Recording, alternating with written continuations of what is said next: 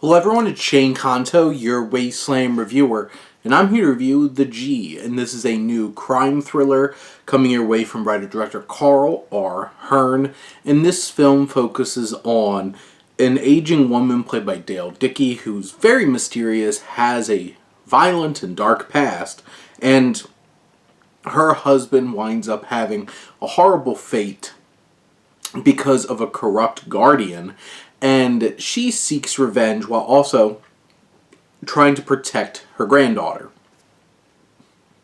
And this film certainly lives and dies on this performance by Dale Dickey, which is intense. It's something that there's always something brewing underneath throughout this film and this performance, and you know this is not the kind of woman you want to mess around with. And Dale Dickey brings so many layers to this. There's a lot of emotion, there's intensity, there's a brutality, and you're convinced.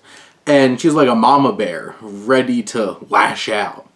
And you have Romaine Denny, who plays her granddaughter, who I think does a fine job in this film. There's definitely moments where she's pushed across the edge and really shows a lot of vulnerability there. You have Rock LaFortune, who plays this man that Dale Dickey's character builds this connection with, and he's an interesting kind of dynamic because he's very much the opposite of who the G, Dale Dickey's character, is. This film deals with violence, it deals with a history of violence, a culture of violence, and how much can violence solve? And this film tackles that in an engaging and interesting and intense way.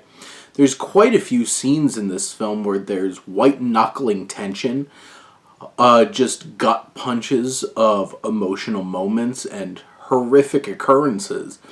What Hearn's able to do here is build up really great tension, tell a story that is familiar, but it's the beats throughout that he's able to really deliver on that feel so impactful.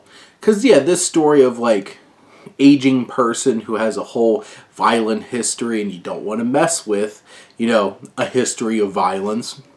John Wick, The Equalizer, all of these kinds of things. This is much more of, like, a grittier and more grounded version of that story.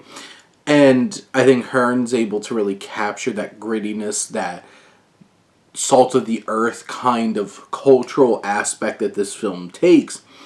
But it's one of those things that from start to finish, there's a boiling intensity underneath.